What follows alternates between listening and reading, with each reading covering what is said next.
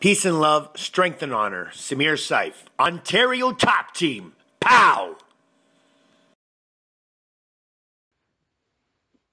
Peace and love, strength and honor. Welcome to Subscribers Corner, episode 2. Remember, I'll upload daily, every day, my videos and try to get back to your comments, your questions, and getting down to the answers. So I'm just responding to a long-time subscriber and much appreciated subscriber, El Chaco 31, who a long time ago asked me for, some Jeet Kune Do series stuff.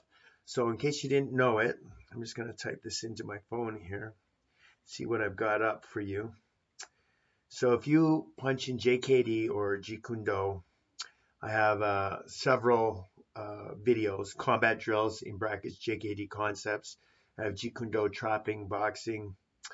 But I got to be honest with you, and I know you've asked me to do the JKD series, and I had promised you to do the JKD series, and I apologize that it's been so long since that conversation.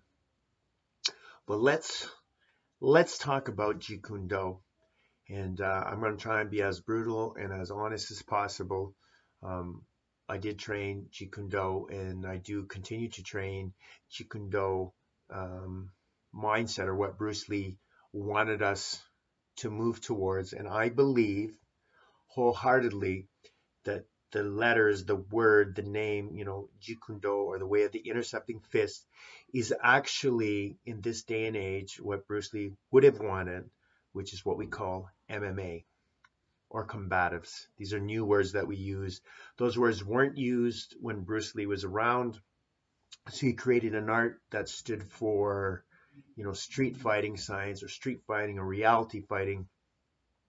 But to be quite frank with you, whenever I watch any Jeet Kune Do practitioner that's not doing the original teachings for the preservation of the art that Bruce Lee did, what they're doing really isn't honestly effective.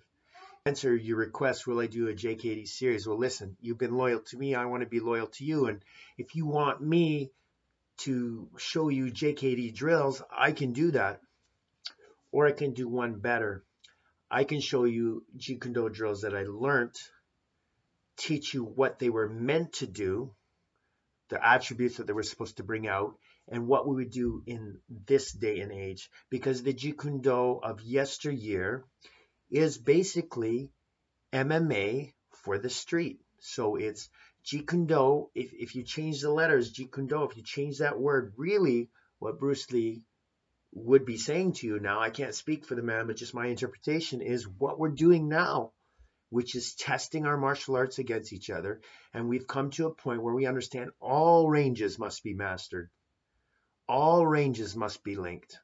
So the mixed martial arts of today is actually practicing Jeet Kune Do, except the MMA fighter is practicing for a sport, where in Jeet Kune Do, we are not practicing for a sport. We're practicing for reality. The only issue that I have with the Jeet Kune Do, like I learned original JKD from Sifu Lamar, and I had a great opportunity to work with Scott Little for concepts, and, various seminars and different people that I picked up along the way. And I can honestly and most confidently say that those practitioners they're practicing stuff just doesn't work anymore. I hate to say it, but it just doesn't work anymore. Your stop kick theory, and your oblique kick, and your little jit tech, and your quattro, your back fist, and all the things that I see that they're putting all this time and effort in, and the reference drills, it's not effective. It's not building the attributes that they need. And, a guy with 6 months of, like boxing or wrestling or jiu-jitsu, Brazilian jiu-jitsu, he can do so much more in such a less time. So again, you've been loyal, and you've always, supported me through the years of my videos. So I want to support you back. So listen, I am knowledgeable in Jeet Kune Do. I can show you drills. I can show you the original drills that I was shown. and that I used to think was effective. And now going forward, they're not so effective anymore. And I believe that I could do you more help by showing you, say, for example, four corner drill. So if you recall in the four corner drill, where it's a straight punch and you're learning to protect the four corners, you have your side parry and your bill hands, or your thrusting fingers hands, your karsa hand, or your cutting hand, and then your gumsa or your push hand. So back in the day, we would do the drill where we'd have our hand in behind, and our hand would be in the wusao position or guard hand position, and we would learn to protect the different corners. And that's fine. I can teach you that drill, no problem. And I can teach you the sets where you're entering, closing the gap, all the stuff that you can find in Bruce Lee books and on Jeet Kune Do videos and stuff. Or I can teach you how to do those same elements that Jeet Kune Do wants to teach you, the concepts behind, whether you call it original Jeet Kune Do or conceptual, but the idea of what it is that they're trying to teach you.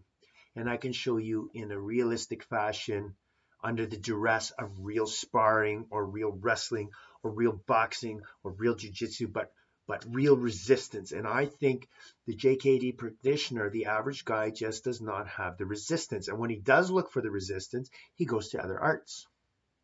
He goes to wrestling practice. He goes to Muay Thai practice. He goes to Brazilian Jiu-Jitsu practice. He goes to boxing practice, because that's the only place where he's going to get real-time resistance.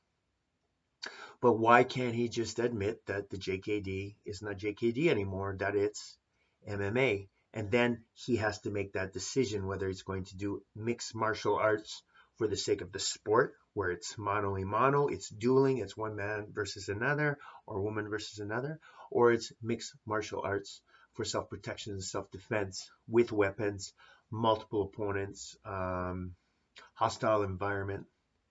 So again, I don't mean to piss anyone off, and listen, man, bring it on. I welcome any commentary that you have, and you can bring up any drill.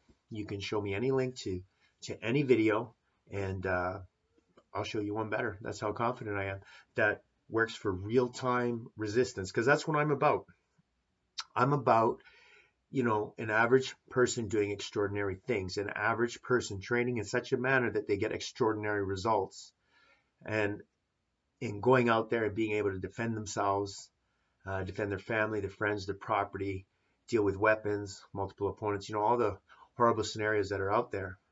And I think, you doing those 1970s drills of, stop kicking someone in the shin and then, dropping down into a back fist, you're just wasting your time.